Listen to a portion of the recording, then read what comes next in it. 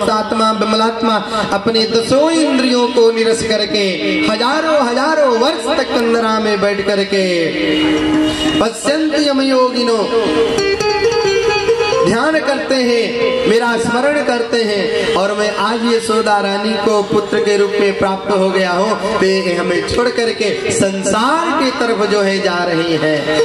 कंस ने आज दूसरा असुर भेजा है, दूसरा जो है सटकासुर नाम का जो है एक असुर भेजा है, और वहां पर एक बैलगाड़ी थी, और बैलगाड़ी में ही आकर के वो असुर बैठ गया, और जब बैठता है ना तो कोई देखा नहीं, चारों तरफ देख रहा है सटकासुर, कोई मुझे देख न ले, कोई मुझे देख न ले, और देखते देखते सटक के रूप में वो राक्षस नजदीक आ गया। भगवान के ऊपर मानो सटकासुर प्रहार ही कर देगा। भगवान पल्ले में सोते सोते सोते भगवान ने भी इधर उधर देखा और मन में सोचा कोई देख न ले, अब इसका उद्धार तो करना ही है, मारना ही है इसे, नहीं तो कुछ कर देगा, उधम मचा देगा, तब तो अनर्थ ही हो जाएगा मेरे साथ में जी। भगवान ने सोते सोते पालने से एक पैर को बाहर करके और धड़ाम से उस सटक को जो है पटक दिया, और आवाज हुई और सटकासुर का वहीं पर उद्धार हो गया। बोलिए भक्तवत्सल भगवान की जय हो। भगवान सटकासुर का उद्धार करते हैं। पुनः यशोदा रानी दौड़ करके आती है, अरे इतना जोर से आवाज कहाँ से आया, तो जाकर देखते अरे हमारे लाला के पालने के बगल में ही एक असुर मरा पड़ा है। यशोदा भाभी सभी ग्वालन से पूछने लगे, अरे भैया, अरे लाला देखा क्या, ये कौन है, कहाँ से आया? एक श्रीदामा नाम का ग्वाल था, गोप था, उसने कहा यशोदा मैया हमने देखा कि आपका लाला ही अपने पैर से इस सटक को पटक दिया, और जब पटका इस सटक को तो उसमें से एक असुर मरा पड़ा हुआ निकला।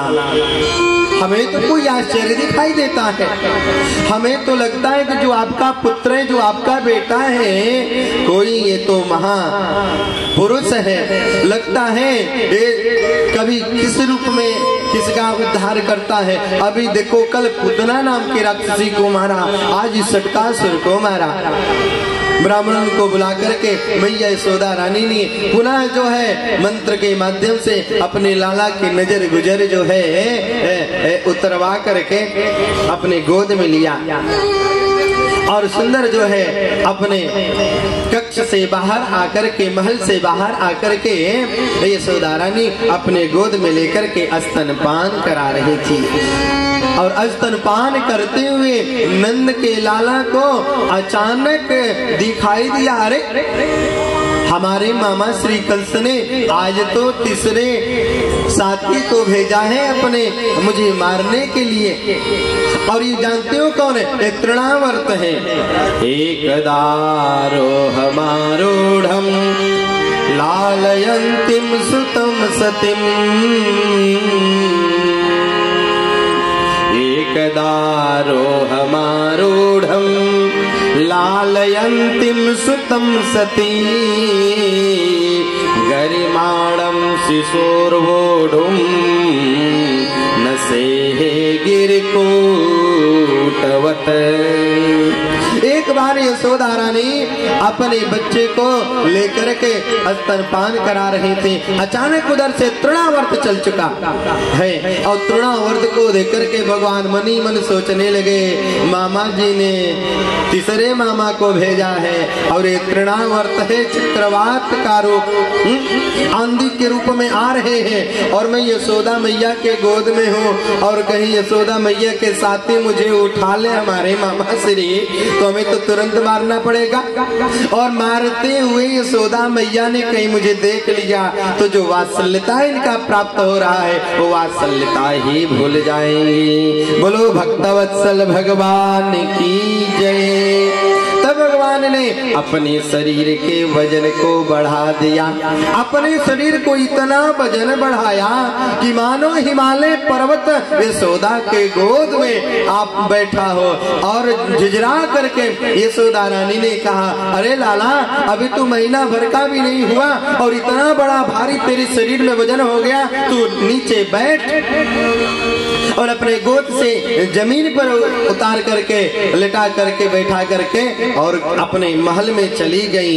तदैत्यो नाम तृणावर्तः कंस भृत्य प्रणोदितः चक्रवात स्वरूपेण जहारासिनमार्भकम्। राजन चक्रवात के रूप में आया तृणावर्त और देखते ही देखते कृष्ण को उठा लिया। और कृष्ण को उठा करके जो ही गोकुल से बाहर गया और वहां से मथुरा की ओर प्रस्थान किया। भगवान ने कहा, मामा श्री, अब बड़े मामा के पास नहीं जाओगे, यही तक तुम्हारी यात्रा थी और वही तृणावर्त का उद्धार कर दिया। बोलिए भक्तवत्सल भगवान की। तृणावर्त का यहाँ पर उद्धार किया। पुनः नंद बाबा और यशोदा रानी सारे ब्रजवासियों के साथ, गोकुलवासियों के साथ कन्हैया को अपने कक्ष में लाती हैं। ब्राह्मणन को बुला करके सुंदर आशीर्वाद गोमूत्र से, पंचगव्य से अपने लाला को स्नान कराती हैं। एक दिन गर्गाचार्य जी आ जाए और गर्गाचार्य जी नंद बाबा के यहाँ आकर के नंद बाबा से कहते हैं, नंद बाबा, आपके यहाँ पुत्र को जन्म भयो है, तो मैं तो ये कहूँ कि पुत्र का नामकरण संस्कार कर दिया जाए। और वसुदेव की जो पत्नी रोहिणी है उनको भी तो पुत्र हुआ है, दोनों का नामकरण संस्कार कर दिया जाए। गर्गाचार्य जी ने जब कहा तो नंद बाबा ने कहा, ये तो हमारे सौभाग्य की बात है यार, हमारे घर में आप जैसा सद्गुरुदेव, आप जैसा महात्मा संत पधारे हो और आपके श्रीमुख से हमारे बच्चे का नामकरण संस्कार हो। क्यों ना, चलो गुरुदेव, आपका आशीर्वाद स्वीकार्य है। देखो जी, यदि हम आपके पुत्र का नामकरण संस्कार करें और ये बात कहीं कंस को पता चल जाएगी, तो मैं तो पुरोहित हूँ वसुदेव जी का, और वसुदेव का पुरोहित होने के नाते मैं आपके बच्चे का नामकरण संस्कार, रोहिणी के लाला का नामकरण संस्कार करूं तो वसुदेव के पुत्र ही न समझ ले कंस और आपके पुत्रों को मारने का कार्य न करने लगे। इसलिए देखो जी, गौशाला में चलो और गौशाला में ले जा करके पंचोपचार देवताओं के पूजन करा करके गर्गाचार्य नामकरण संस्कार करना शुरू किए। यशोदा ने अपने गोद में अपने लाला को लिया है, रोहिणी भाभी ने अपने गोद में अपने पुत्र को लिया है और लेकर के पूजन इत्यादि किया देवताओं का और नामकरण संस्कार शुरू हुआ। गर्गाचार्य जी ने कहा, सबसे पहले रोहिणी नंदन का नामकरण संस्कार कर दिया जाए, क्योंकि सबसे पहले इनका जन्म हुआ है।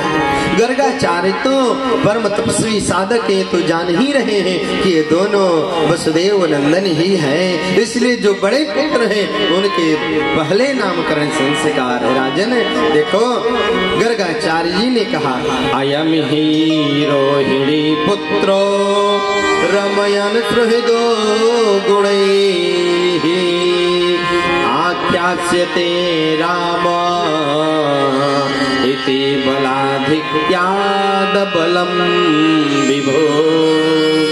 नंद बाबा, रोहिणी नंदन का नाम मैं रखता हूँ, इनका नाम रहेगा राम, और इनके शरीर में बल की आधिक्यता होने के कारण लोग इन्हें बलराम बोलेंगे। बोलिए बलराम जी महाराज की जय हो। और एक इनका नाम संकर्षण भी है, क्योंकि संकर्षण विद्या के द्वारा इनका जो है यशोदा की यहाँ जब रोहिणी रह रही थी तो देवकी के गर्भ को रोहिणी के गर्भ में स्थापित किया था योग माया ने, इसलिए एक इनका नाम संकर्षण रखा जाता है। बोलिए संकर्षण जी महाराज की जय हो। अब बारी आती है यशोदानंदन के, और यशोदानंदन के तरफ गर्गाचार्य की दृष्टि पड़ते ही मानो इनकी समाधि लग गई। अनेक रूप रूपाय विष्णवे प्रभिविष्णवे, मंद मंद मुस्कान छवि छटा को गर्गाचार्य जी ने देखा और कहना शुरू कर दिया, बहूनि सन्ति नामानि रूपाणि चात्सुतस्य ते। हे नंद बाबा, यशोदा के लाला के अनेक नाम हैं, अनेक रूप हैं।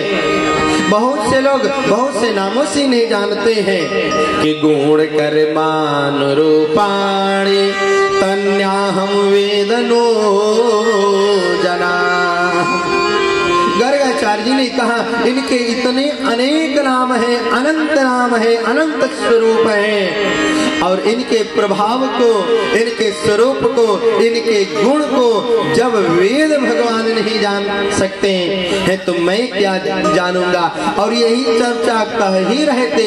अब तो नंद बाबा यशोदा रानी चक्कर में पड़ गए। ये गर्गाचार्य क्या बोल रहे हैं, मेरा बेटा कौन है, क्या ये बताना क्या चाह रहे हैं। भगवान ने गर्गाचार्य को इशारा किया, अरे बाबा आप मेरा भेद खोल दोगे कि मैं ही ब्रह्म हूँ, मैं ही ईश्वर हूँ, पूर्णमदा पूर्णमिदं मयि हो, तब तो मैं जो यहाँ बाल लीला करना चाह रहा हूँ नहीं हो पाएगा। गर्गाचार्य जी को याद आया, ओह अरे मैं ये कहना चाहता हूँ नंद बाबा कि आपका बेटा जब बड़ा होगा ना तो जो जिस रूप में देखेगा, कोई कृष्ण कहेगा, कोई कलुआ कहेगा, कोई श्याम कहेगा, अनेक नाम से बुलाएंगे, जिसको जो अच्छा लगेगा। यही तो मैं कहना चाहता हूँ, आपके पुत्र का नाम मैं कृष्ण रखता हूँ। कृष्ण कहते किसे हैं, कर्षयति कृष्ण, जो हमारे और आपके मन का कर्षण करे। कर्षण मतलब खींच लेवे, हमारे और आपके मन का जो है कर्षण कर ले, खींच लेवे। जानते हैं भगवान कृष्ण के नाम के नीचे एक ऐसे अर्धचंद्राकार लगा हुआ है बिंदु। आप लोगों ने उस शिकारी को देखा होगा जो एक लकड़ी में बंसी फंसा करके मछली का शिकार करते हैं, मत्स्य का, तो लोहे का छोटा सा वो भी अर्धचंद्राकार होता है। तो विद्वानों ने अपना मत दिया है कि देखो जी, जिस प्रकार से उस लकड़ी के डोरे में अर्धचंद्राकार वो लोहा पड़ने से उसमें कुछ सटा करके डाल देता है जल में, तो मछलियां फंस जाती हैं। वो छोटी छोटी जीवात्माएं मछलियों के रूप में वो फंस जाते हैं। उसी प्रकार से भगवान कृष्ण का नाम है, अर्धचंद्राकार नीचे लगा हुआ है। कर्षयति इति कृष्णः, भगवान का नाम जो प्रेम से लेता है उसको भगवान अपने पास बुला लेते हैं, उसका मन खींच लेते हैं। श्रीमद् सरस्वती महाभाग कहते हैं, एक बार अद्वैत के बहुत प्रकांड विद्वान थे मधुसूदन सरस्वती, निर्गुण निर्विकार ब्रह्म की उपासना में लगे रहते थे और नित्य निरंतर वेदांत पर इनका इतना सुंदर जो है व्याख्या होते थे। एक दिन वृंदावन आए और वृंदावन आए तो उनका मन हुआ कि बांके बिहारी का दर्शन कर लेवे। और जब बांके बिहारी का दर्शन करने गए न जी, तो बांके बिहारी का दर्शन करके सुंदर मुस्कान को देख करके नेत्रों का चार कर दिया भगवान ने मधुसूदन सरस्वती के ऊपर। इनका मन जो है मोहित हो गया और जो वृंदावन में रुकना नहीं चाहता था महात्मा संत भक्त, वो यहाँ पर वर्षों रुक गए। और वहां से जब काशी आए तो काशी के लोगों से कहना शुरू किया, अरे भैया वृंदावन जल्दी मत जाना। बोले क्यों? तो गीता का सुंदर महाभाष्य करते हुए मधुसूदन सरस्वती महाभाग कहते हैं, वहां पर एक बहुत बड़ा हठी व्यक्ति बैठा हुआ है। आप उसके पास नहीं जाना चाहोगे, फिर भी वो जबरदस्ती बुला लेता है। बोले क्यों? उसका यही तो स्वभाव है कि ध्यानाभ्यास वशीकृतेन मनसा तन्निर्गुणं निष्क्रियं ज्योतिः किंचन योगिनो यदि परम पश्यन्ति पश्यन्तु ते अस्माकं तु तदेव लोचन चमत्काराय भूया चिरं कालिंदी पुलिनेषु यत् किमपि तन्नीलं महो धावती। ओ वशीभूत जो है अपने भक्तों को, इन जीवात्माओं को कर लेता है। हमारे जैसे परम अद्वैती का मन अपने चरणों में लगा दिया।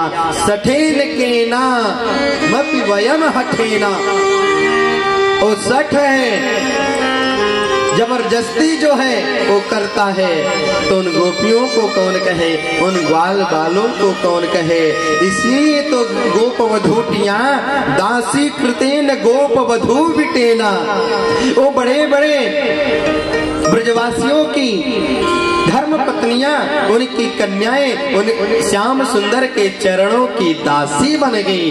अद्वैत वीथी पति कई रूपास्या स्वराज सिंहासन लब्ध दीक्षा, स्वराज सिंहासन पर बैठ करके लब्ध दीक्षा, वो प्रेम की दीक्षा देता है, वो प्रेम की दीक्षा देता है।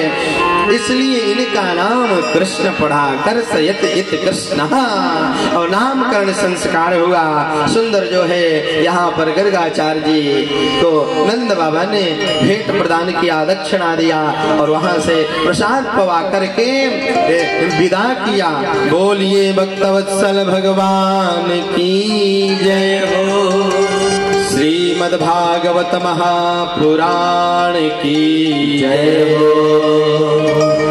भगवान अब बड़े हो गए हैं, थोड़े लगभग साल भर के हो गए, 1 वर्ष के हो गए हैं जी। आज मैया यशोदा ने अपने गोद में लिया, सुंदर पीताम्बरी पहना करके और इनको जो है काजल लगा करके अपने गोद में स्तन पान कराया लेकर के, और उसके बाद यशोदा मैया मन में सोचती है, लाला तू सो जाता ना तो तुम्हें पालने में सुला देती और कुछ घर के कार्य कर लेती।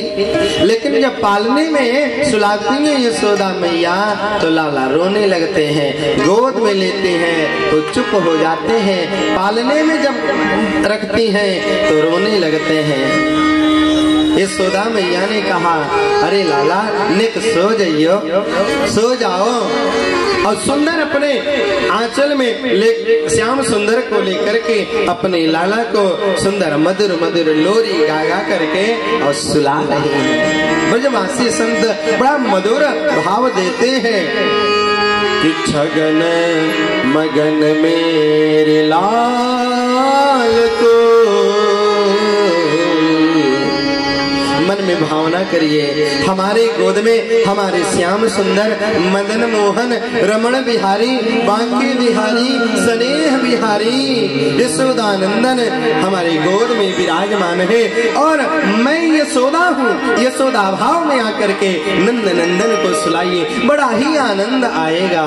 छगन मगन मेरे लाल को आजा निंदिया आजा, छगन मगन मेरे लाल को आजा निंदिया आजा, छगन मगन मेरे लाल को आजा निंदिया आजा, छगन मगन मेरे लाल को आजा निंदिया आजा।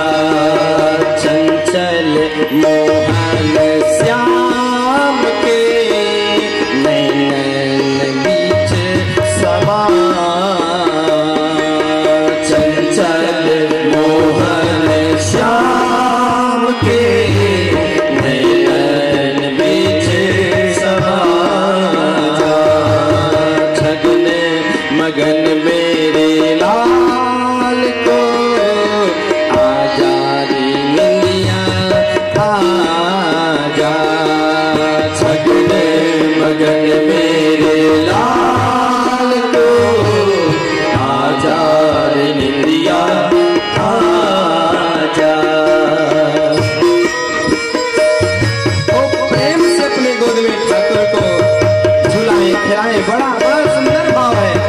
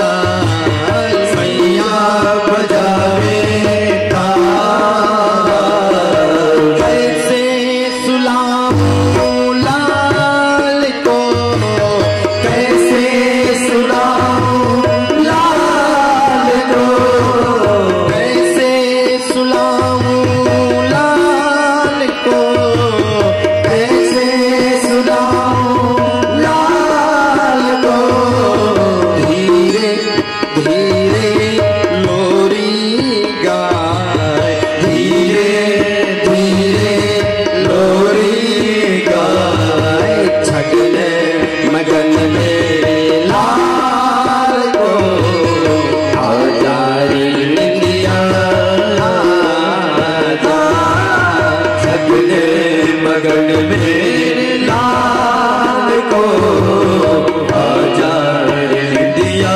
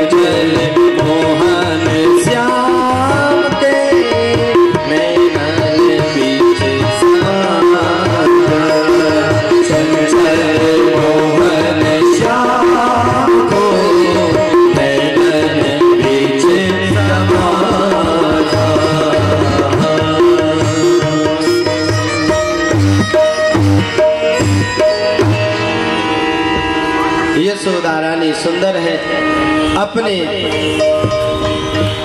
पुत्र को लोरी गा करके भगवान को सुला रही है। बड़ा सुंदर है, लाड और प्यार प्रदान कर रही हैं। बड़ा ही आनंद आ रहा है यशोदा मैया को। भगवान अब बड़े हो गए हैं, और जब बड़े हो गए हैं 3 वर्ष के, और 3 वर्ष के जब बड़े हो गए हैं तो श्याम सुंदर अपने घर से बाहर निकल करके अब गोकुल की गलियों में घूम रहे हैं। भगवान के गोप बालों से मित्रता हो गई, अनेक बाल सखा इनके हो गए। श्रीदामा इत्यादि गोप बालों ने आकर के नंद नंदन श्याम सुंदर से कहा, अरे भैया लाला देखो, भगवान ने कहा कहो भैया, कहो सखा क्या बात है।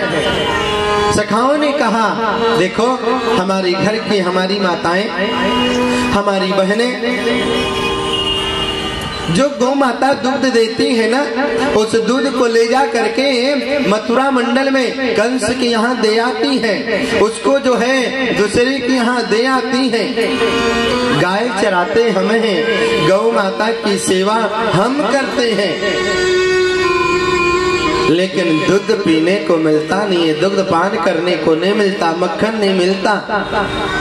और होता इसलिए भी है क्योंकि कंस ने सब मथुरा मंडल के गांव वालों को आदेश दे रखा है, जिसके घर में जितना दूध दही मक्खन घी इत्यादि होगा सब ला करके हमारे यहाँ दे जाओ, हमारे सैनिक खाएंगे, योद्धा बनेंगे, पहलवान होंगे, तभी वे मथुरा मंडल की रक्षा करेंगे।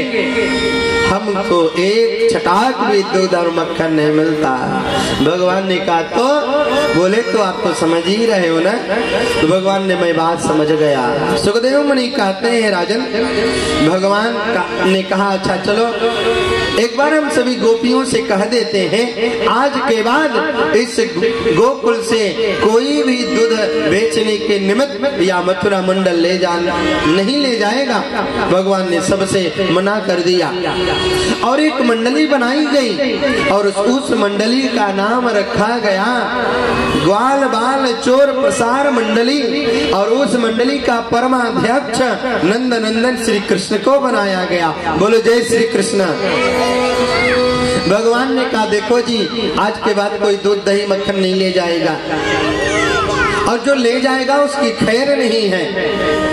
गोपियों ने कहा अच्छा चलो कोई बात नहीं, कुछ तो नहीं ले जाते हैं और जो लोग नहीं मानते वो ले जा रहे हैं। तो भगवान करते क्या है, उनके मटकिया को फोड़ देते हैं, उनके घर उनके गौशाले में जाते हैं और गौशाले में जाकर के उनके बछड़ों को खोल देते हैं और बछड़ों को खोल करके गौ माता के पास ले जाकर के सारे के सारे दूध जो है पान करा देते हैं। और इतना ही नहीं, देखो एक दिन हुआ क्या, एक दिन श्याम सुंदर भगवान बहुत सुबह जगे और जग करके दौड़ करके गोपी के घर गए और उसके गौशाले में पहुंच गए और गौशाले में पहुंच करके उसके गोवत्सों को खोल दिया और गोवत्सों को बंधन से मुक्त करके और गोपी के पास आए।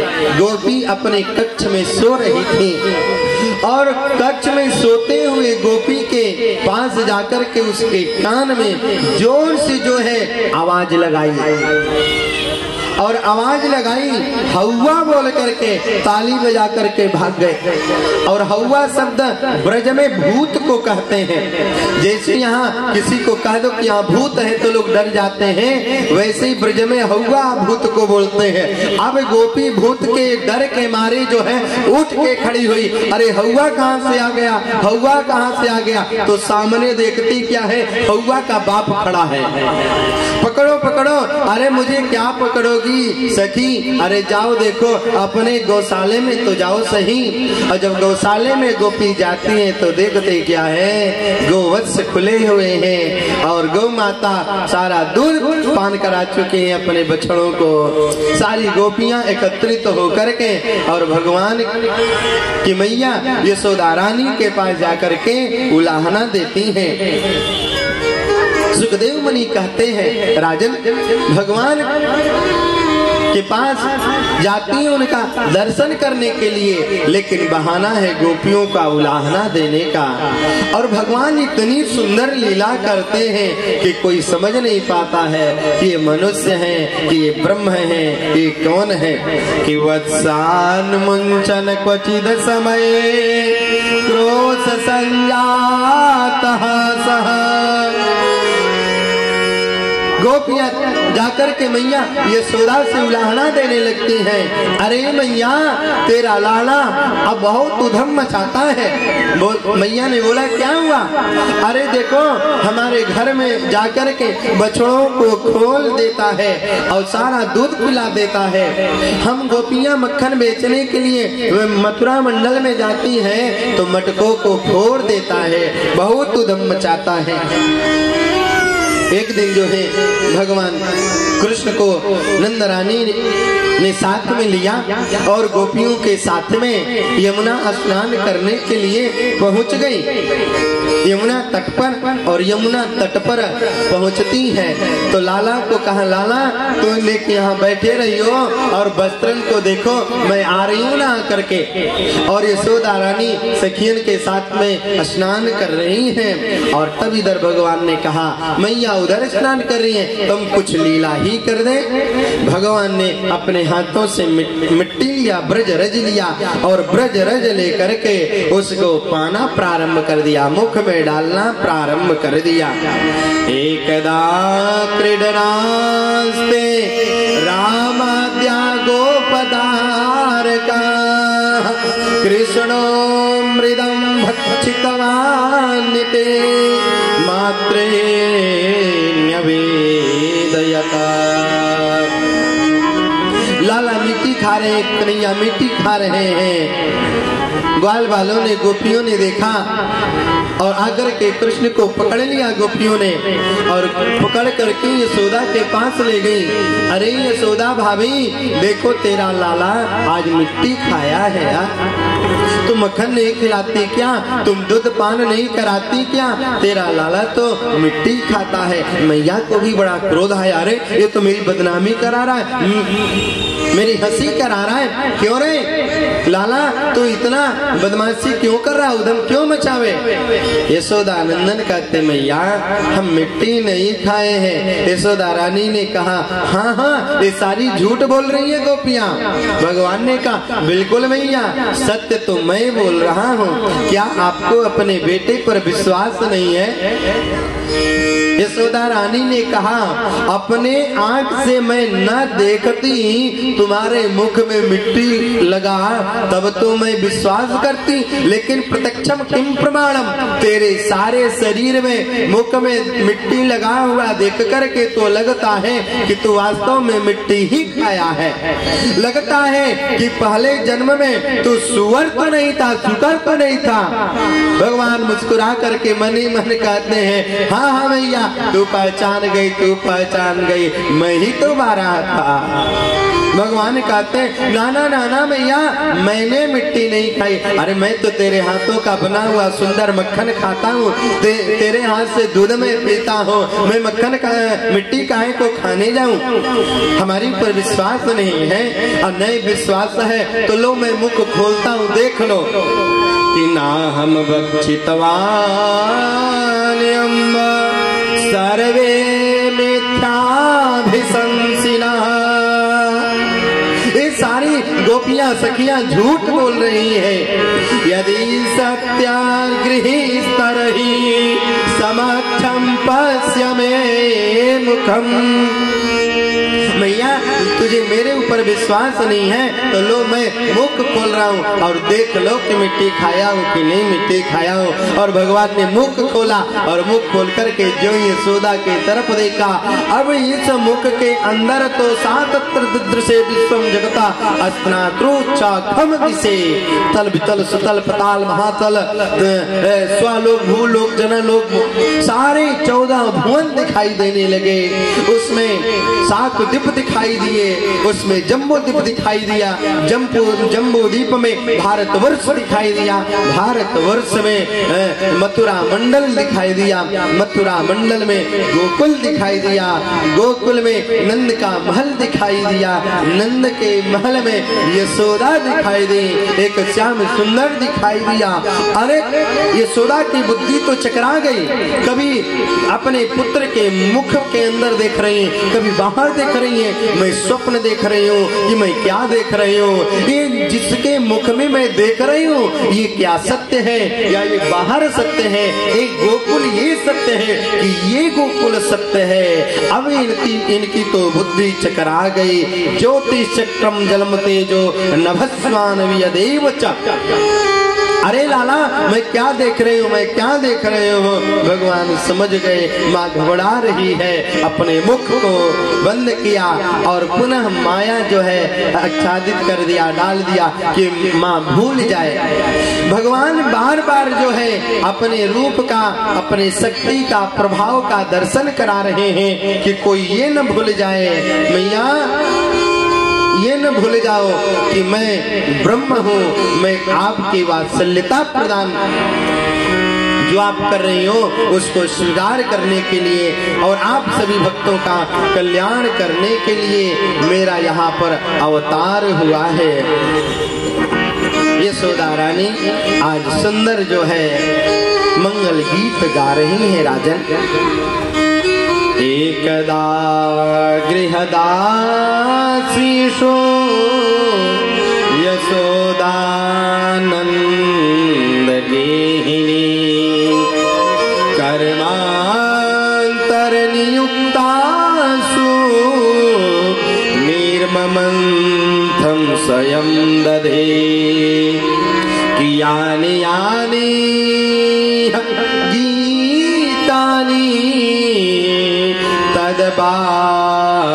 बालचरितानि च दधिर निर्मंथने काले स्मरन्ति तान्यगायता। सुखदेव मुनि कहते हैं राजन यशोदा मैया को देखो, आज इनके जीवन का इतना सुंदर अलभ्य लाभ प्राप्त हुआ है जिसको पाने के लिए बड़े बड़े योगी, बड़े बड़े विद्वान तरसते हैं। लेकिन भगवान की ऐसी लीला है कि उस परमात्मा को देख करके, उस परमात्मा की सेवा करते हुए भी अपने पुत्र जैसा व्यवहार कर रही हैं और जान रही है कि पुत्र ही है। नंद बाबा की यहाँ दास दासियों की कमी नहीं थी, नंद रानी के यहाँ दासियों की कमी नहीं थी। गृहदासीषु बहुवचन का प्रयोग करते हुए कहते हैं यहाँ पर अनेक दासियां थी, लेकिन अपने बच्चे की सेवा के लिए, अपने बच्चे को दूध पिलाने के लिए यशोदा मैया स्वयं अपने हाथों से पद्म गंधा नाम की जो गौ माता है उनसे सुंदर जो है दुग्ध निकालती है, अग्नि पर रख करके उसको सुंदर दधी जमाती है, उससे मक्खन बिलोती है। सारा कार्य अपने हाथ से चल रहा है, दासियों के भरोसे नहीं, सेविकाओं के भरोसे नहीं। राजन अपने बच्चों की सेवा स्वयं करना चाहिए। जब छोटा बच्चा रहता है ना तो अपने स्तन का पान उसे कराना चाहिए। आजकल देखो जी होता क्या है, बच्चा जन्म लेता है, 1-2 महीने के बाद माताएं अपने बच्चे को दूध पीने के लिए अपने घर में जो कार्य करने के लिए दासियों को रखे हैं उनको दे देती हैं। तुम बच्चे को दूध पिला दो, तुम इसको स्नान करा दो, तुम इसे वस्त्र पहना दो, और एक छोटा सा बाटल उसके मुख में रख देती हैं। देखो जी, यदि बच्चे से जो है सेवा चाहती हो माताओं कि अंत समय में मेरा बेटा मेरा सेवा करे, तो उस बच्चे को अपने ही स्तन का दुग्ध पान कराओ, तब जाकर के जो है उस दूध का जो है कर्ज निभाएगा। 2 महीने का बच्चा और उसी के मुख में छोटा सा बाटल। जब छोटा बच्चा है तो छोटा बाटल, और बड़ा हुआ तो बड़ा बाटल से ही न माँ समझेगा उसको। वो जब बाटल को ही माँ समझता है तो बाटल को ही माँ समझेगा। वो जन्म देने वाली धात्री को माँ क्या समझेगा। इसलिए अपने बच्चे की सेवा अपने ही करना चाहिए, दास दासियों के भरोसे नहीं। यशोदा रानी अपने हाथों से सेवा अपने पुत्र की कर रही हैं। और मेरा बेटा मेरा भगवान है ये भूल गए। मेरा बेटा तो मेरा बेटा है। तयानी यानी यानी गीतानी तदबाल चरितानि च। नंद नंदन के नामों की चर्चा कर करके सुंदर गीत गा रही हैं और दधी भी लो रही हैं। भगवान ने सुंदर जो है दौड़ करके गए और जहाँ पर दधी मंथन का कार्य चल रहा था, भगवान श्याम सुंदर जाकर के यशोदा मैया से कहा, मैया मुझे मक्खन खिला दो, बहुत जोरन को भूख लगी है। यशोदा मैया ने कहा, लाला लेकर रुक जाओ, थोड़ा दधी से मक्खन निकाल लेने दो। और भगवान जो है रोने लगे, जिद पकड़ लिए, भगवान हट कर दिए, नहीं मोको अभी मक्खन चाहिए, अभी मक्खन चाहिए, अभी चाहिए। यशोदा ने कहा, अरे दारी के जा हट, मैं तुझे अभी मक्खन देने वाली नहीं हूँ। भगवान ने कहा, नहीं मैया नहीं दोगे, दोगी तो मुझे बहुत जोरन को भूख लगी है। लाला चुप हो जा। अरे मक्खन क्या, तुझे मैं चंद्रमा ला करके दे दूंगी। सूरदास महाप्रभु कहते हैं कि जिस समय भगवान ने सुना कि मैया चंद्रमा देगी मुझे खेलने के लिए, तो भगवान रोने लगे। चंद्रमा मुझे चाहिए, कभी कहते हैं चंदा लूंगो, कभी कहते हैं मक्खन लूंगो, कभी चंदा चाहिए, कभी मक्खन चाहिए, कभी चंदा चाहिए, कभी मक्खन चाहिए। भगवान ने जब चंदा के लिए जिद कर दिया तो मैया यशोदा रानी ने एक सुंदर सा बड़ा सा स्वर्ण का थाल लाई, परात लाई, और उसमें जो है जल भर दिया और अपने महल में बीच आंगन में रख करके, और उसमें चंद्रमा की छाई परछाई आ रही थी। का लाला देख इसमें चंद्रमा है। छोटा सा बालक हाथ डाला भगवान ने और वो तो चंद्रमा छलकने लगा। अरे वो चंद्रमा थोड़े, वो तो उसका चित्रपट है, हाथ में वो भी आएगा कैसे, वो तो परछाई है। अब भगवान और जिद करके रोने लगे। चंद्र खिलौना लई हो रे मैया, चंद्र खिलौना लई हो, मैं चंद्र खिलौना लई हो रे मैया, चंद्र खिलौना लई हो। मैया यदि तू चंद्रमा नहीं देती है ना, तो देख अभी मैं इस धरती पर लौट जाऊंगा और मेरा पूरा शरीर जो है जब गंदा हो जाएगा, धूल धसिरान तक हो जाएगा। ये मत कहना कहां से तुम धूल में लौट करके आया है, कि जय हो लौट अब ही अवनी पर, तेरे गोद में ना आई हो।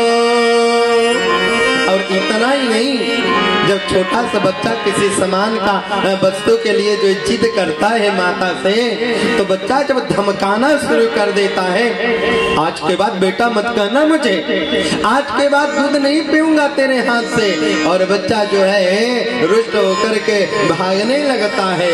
भगवान भी वैसे ही करते हैं कि सुरभि के पय पालन करी हो, पेड़ी सीरन गुथई हो। लाला क्यों नहीं दूध पान करोगे? देखो जी, जब श्याम सुंदर जी छुट्टियां गुहने के लिए मैया बैठती हैं तो बड़ा सुंदर श्रृंगार करती है, नंद नंदन का सुंदर दो छुट्टियां बना देती है। आज मैया ने कहा लाला तू छुट्टियां गुथा लेगा तो मैं तुम्हारे लिए छोटी सी जो है दुल्हनिया ला दूंगी। अब तो दुल्हनिया का नाम सुन करके लाला कृष्णचंद्र रोने लगे, मैया दुल्हनिया चाहिए, दुल्हनिया चाहिए। है हो पूत नंद बाबा के तेरो सूतना कहीं हो। भगवान ने कहा मैं तेरा बेटा नहीं हूँ, मैं तो बाबा का बेटा हूँ। और एक बात और बताऊं, जब बच्चा थोड़ा बड़ा हो जाता है और कभी कभी जिद करता है तो कभी माँ से कहता मैं आपका बेटा नहीं, मैं तो पापा का बेटा हूँ। और जब पापा से रुष्ट हो जाता तो कहता है मैं तो माँ का बेटा हूँ। तब जब यशोदा ने सुना रे लाला इतना रुष्ट हो गया, कहता है कि मैं आपका बेटा नहीं, दौड़ करके गोद में उठा करके बैठाई। दिग बैठाई कहत नंद रानी तू बलदेव नास नहीं हो।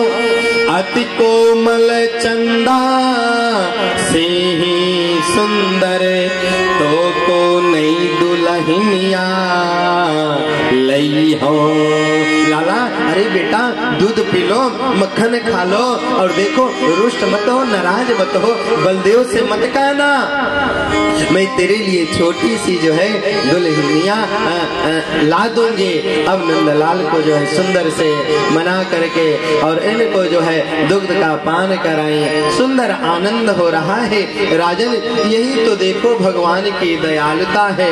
भगवान आज जो है सुंदर यहाँ पर लीला कर रहे हैं। भगवान ने मृदु भक्षण किया और एक दिन अपने घर में एक मटका रखा हुआ था और उस मटके को जो है यशोदा नंदन श्री कृष्ण ने जाकर के फोड़ दिया। और जानते हो राजन कैसे फोड़ा? मैया से कहा मैया मुझे मक्खन चाहिए। गोपाल सखाओं ने कहा कन्हैया आज तेरे घर से चोरी शुरू होगा, मक्खन लीला तेरे घर से आज प्रारंभ होगा। कन्हैया ने कहा ठीक है। छीके पर चढ़ गए। अब छीके पर जो है ये जो मटका रखा हुआ है ना, ये मटका आज का नहीं है, ये बहुत पुराना है और ये यशोदा रानी इसको बड़ा संभाल करके रखती हैं। और जानते हो क्यों संभालती हैं? क्योंकि इनके इस सासू सासू का जो है बहुत बड़ा अमानत है। एक बात बताओ, बहुएं अपने सासू के ऊपर बहुत नजर रखती हैं कि सासू माँ कहाँ रखी है। सासू माँ कोई रखे हो या न रखे हो, यदि उसके पास एक लोहे की चाबी हो तो सासू माँ सब रखी है। अब बहू तो नजर गड़ा के खड़ी है, कब चाबी मिल जाए, कब चाबी मिल जाए। अरे ये तो जो मटका है इनके पूर्वजों के द्वारा रखा हुआ है और उसको बड़ा सुरक्षित रखा है। उसमें मक्खन यशोदा रानी ने और ग्वाल बाल आए एक दूसरे के ऊपर कंधे के ऊपर चढ़ करके और श्याम सुंदर सबसे ऊपर चढ़े और चढ़ करके मटका में हाथ डाला, उसमें मक्खन निकालना चाहा। अब मक्खन तो निकला, कुछ इधर फेंका कुछ उधर फेंका, अब नीचे से निकल नहीं रहा, छोटा छोटा हाथ है, अंदर जा नहीं रहा। और श्याम सुंदर दे धड़म उसको फोड़ दिया। और जब धड़ाम से फोड़ दिया आवाज यशोदा रानी दौड़ करके आई, पकड़ो पकड़ो पकड़ो पकड़ो। श्याम सुंदर भग गए, चारों तरफ भगते हैं। मैया यशोदा रानी ने पकड़ा, रस्सी में बांधना चाहा, उखल में भगवान बंद नहीं रहे हैं, थक गई यशोदा रानी।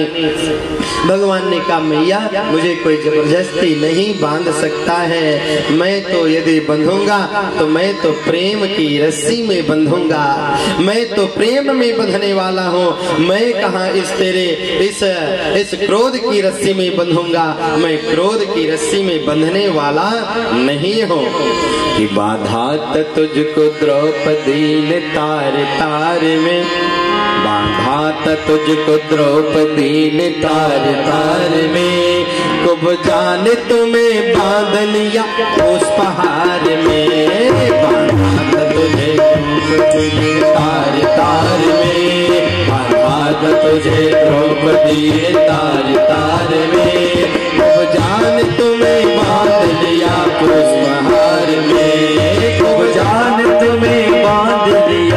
पुष्पहार में। गणकान तुझे बांधा सुगा पड़ाया, बांध लिया पुष्पहार में, कमलान तुम्हें बांध लिया पुष्पहार में। बोलिए भक्तवत्सल भगवान की जय हो। भगवान यदि बंधते हैं तो प्रेम रूपी रज्जु में, प्रेम रूपी हार में बनते हैं। भगवान ने रस्सी लिया और अपने आप जो है बंध गया, और भगवान उस रस्सी से उखल में बंध गए। और यशोदा रानी ने कहा दारी के नाती तो यही खड़ा रहा, और वहां छोड़ करके चली गई। भगवान को सुंदर अवसर मिला।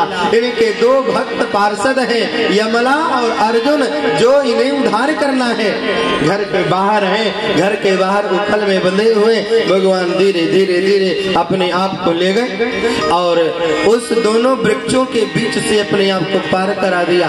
उखल फंस रहा है, भगवान ने जोर का झटका धीरे से दिया और दे करके वृक्ष को गिराया, और धड़ाम से जब वृक्ष गिरा उसमें से दो जो है गंधर्व उत्पन्न हुए भगवान के पार्षद, और भगवान की स्तुति करते हुए देवलोक की तरफ गमन करते हैं। अनेक यहाँ पर उधम हो रहे, किसी दिन पूतना, किसी दिन सटकासुर, किसी दिन तृणावर्त, किसी दिन कोई, किसी दिन कोई। नंद बाबा ने मन में विचार किया, अरे इस गोकुल में अब रहना मेरे लिए ठीक नहीं है। जिस नगर में, जिस गांव में, जिस लोगों के साथ हम सुरक्षित न रहें, उस जगह पर उन लोगों के साथ रहना नहीं चाहिए। नंद बाबा के एक छोटे भाई हैं, उनका नाम है उपनंद। सभी गोकुल के लोगों को बुलाया और बुला करके मैत्री किया और सबसे जो है संवाद किया, भैया अब तो हमें लगता है कि यहाँ से कहीं और चलना चाहिए। उपनंद ने कहा कहाँ चलोगे? नंद बाबा ने कहा भैया आप जो बता दो, जहाँ चलने के लिए वहाँ चलेंगे। उपनंद जी ने कहा यहाँ से कुछ दूर जो है एक गांव है, उस गांव का नाम वृंदावन है, जगह है, गोवर्धन जी की तलहटी है। बोले वहाँ चलेंगे तो कौन कौन सी सुविधा है? बोले देखो गोकुल के जैसे उस गांव के समीप यमुना महारानी बह रही है और हमारे गायों को चरने के लिए सुंदर हरी हरी घासों की व्यवस्था है और वहाँ पर किसी प्रकार की कोई दिक्कत नहीं है। नंद बाबा हम लोग वहाँ चलते हैं। मिलेंगे बांके बिहारी ओढ़ के कांवर कारी, मिलेंगे बांके बिहारी ओढ़ के कांवर कारी, मिलेंगे कुंज बिहारी